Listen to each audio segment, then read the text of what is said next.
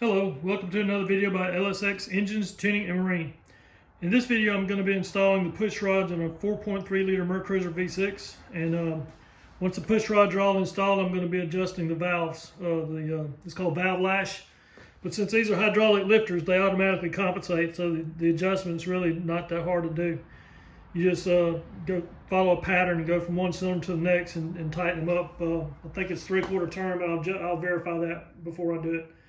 But so I've got all 12 push rods cleaned and blown out and cleaned off. By the way, push rods, I don't know if you ever worked on a GM engine, but the push rods are hollow. I don't know if you can see the hole through there, but yeah, there you go. See the hole.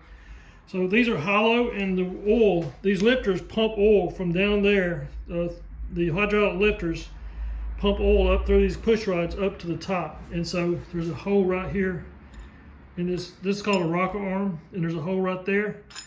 And this push rod pumps oil up through that hole, and then that hole is what lubricates this valve, this rocker arm, and the top of that valve.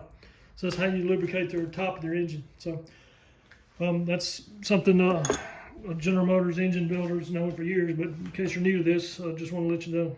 So about to install the push rods on this side, and all you do is you push the push rod. There's a hole there. There's a hole there, there's a hole there. So you move the rocker arm out of the way, you put the push rod in there, and then the rocker arm has to be loose enough to where you can get it over top the push rod. And then once it's on the push rod, then you can tighten this nut. And the way you do it is you tighten the nut down until you can no longer, so as you're tightening, if there's a push rod in here, as you're tightening the nut, the push rod will spin easily in your fingers. And as soon as you feel the push rod stop spinning, you know you've taken all the slack out of it. And then from that point on, you have to preload the lifter. These lifters are hydraulic, so they have a spring actuated plunger in them. And I don't know what the travel is, maybe 1/4 of an inch, but by turning this nut, you push that plunger down about half into its travel, so you preload the injector.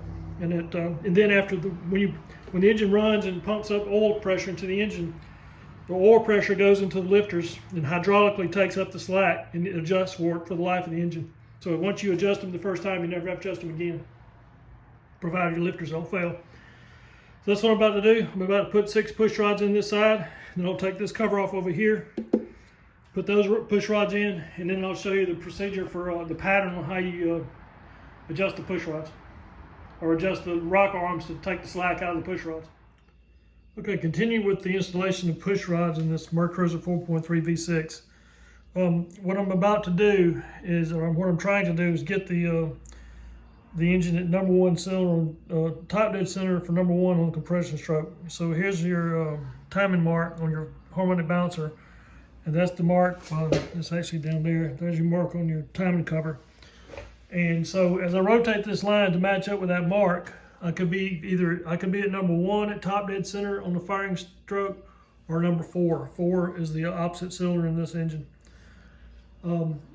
But you can't put your finger in the spark plug hole like you would normally, because the valves on this side of the engine haven't even been, the push rods aren't even in, so the valves aren't going to move. So you can't it's going to force your finger out regardless of which stroke it's on, whether it be on the firing stroke or not. So what I'm going to do is watch for number 4, these rockers to be moving. As I bring this line around to this mark, I'm going to watch number 4, these 2 right here. And if they're moving, that means number 1 cylinder's on its top dead center on the compression stroke. If they're still, that means it's on its top dead center on number 4. So that's what I'm about to do. And as I do this, once I know that I'm at top dead center on number 1, I can then proceed to adjust the push rods, or adjust the lifter, the rocker arms, to which in turn adjust the lifters, and add preload to the lifters.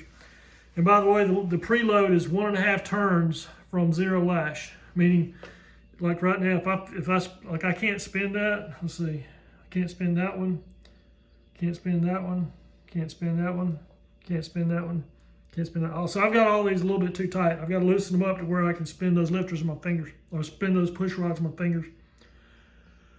So about to do that, and once I get this thing set on top dead center on number 1, I'll show you what I'm talking about as far as setting the preload. All right, as I was saying, as I rotated this harmonic bouncer, this line right here was over here. As I rotated around to here, I saw these two rockers moving. So that means that this is now set for number one. It's a number one sealer on top dead center on the compression stroke, which is what I want. So from this point, I can tighten the push rods, or I can adjust the lifters on certain cylinders. And I'll have to, let me see if I can, I'll have to stop the video to figure out what those cylinders are, but I'll write them down and be back with you. All right, as I was saying, I'm trying to adjust the lifters, and so this is the sequence. So with the number one cylinder at top dead center, that's this row right here, I can adjust the exhaust valves on cylinders 1, 5, and 6. Well, the odd cylinders are over there. These are the even cylinders. That's 2, that's 4, that's 6. So look at this first row. I can adjust the exhaust valve on number 6. That'll be right here. That's this valve right here. There's your exhaust port. This is your exhaust. So I can adjust the exhaust on number 6. The intake I can adjust to number 2, which would be that rocker. And then and that's it. So I can do, so basically here you look for even numbers. So I see a 6 and a 2. So on this side I can only adjust two valves in this position. Okay, I had to put the camera down to figure something out, but it's correct. So basically in the number one state on the even side of the engine, you can only adjust two rocker arms, number 6 and number 2, and that's it. Or the exhaust on number 6 and the intake on number 2, and that's it. So what I'm doing now is I'm adjusting the exhaust on number 6, and what I did was right now actually I can spin this push rod in my fingers. That means the rocker arm is too loose. So as I tighten this up, this nut on this rocker arm, so it's not now I can't spin it with my fingers, so that's too tight. So let me back it off a little bit.